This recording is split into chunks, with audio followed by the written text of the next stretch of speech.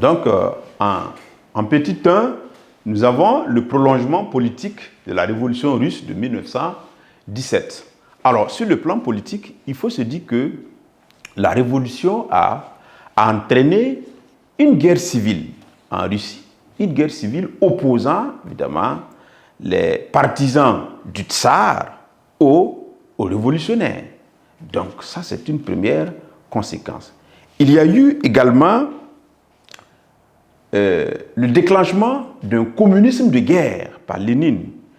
Et ce communisme de guerre s'est traduit par la création d'une police politique qui s'appelait la Tchéka, et on employait la terreur contre les ennemis de la révolution.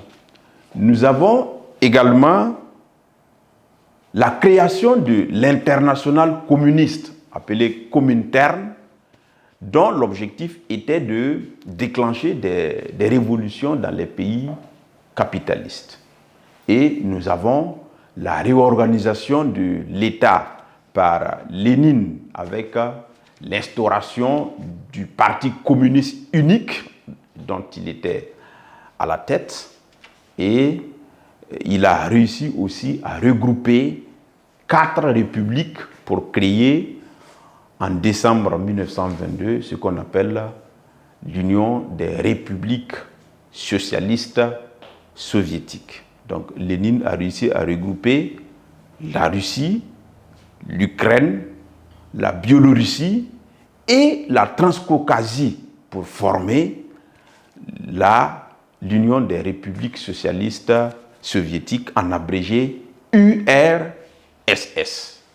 Et c'était la naissance du plus grand État, si vous voulez, du monde, qui devrait s'opposer sur le plan idéologique aux États-Unis d'Amérique. D'un côté, libéralisme des États-Unis d'Amérique contre le communisme de l'URSS. Donc voici un peu quelques conséquences politiques de la révolution russe de 1917. Donc, vous pouvez retenir que sur le plan politique,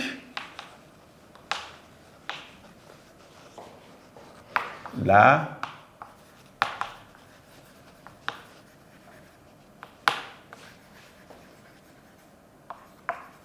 révolution russe entraîne.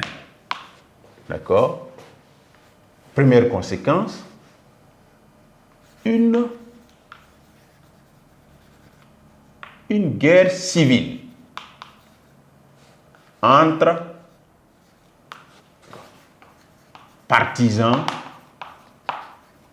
du tsar et les révolutionnaires. Il y a également ce qu'on appelle le déclenchement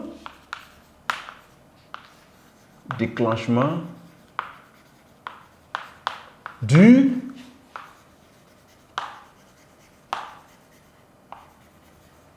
communisme de guerre, avec la création, si vous voulez, d'une police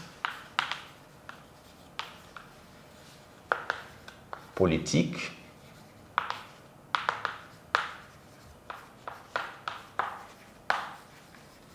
tchéka qui emploie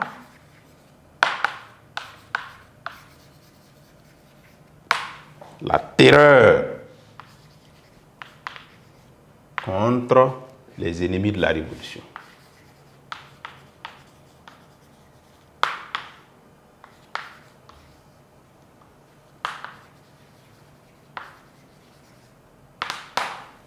Nous avons encore la création de l'internationale communiste.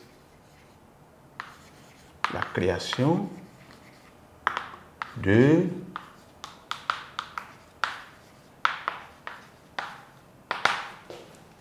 l'internationale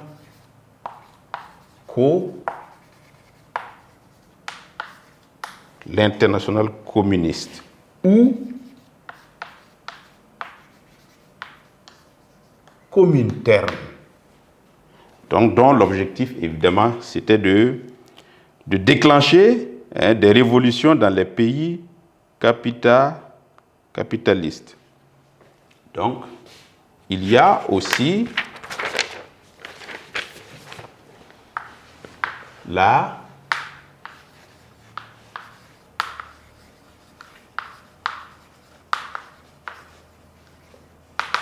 réorganisation de l'État par l'instauration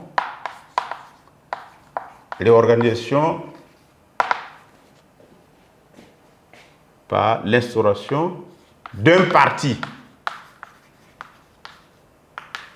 unique, le Parti communiste, d'un parti unique,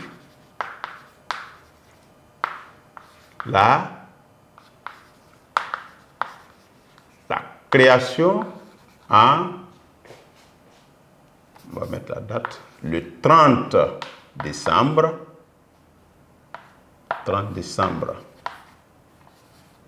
1922 de l'Union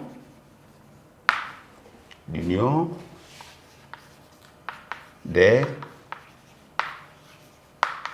républiques socialistes soviétiques.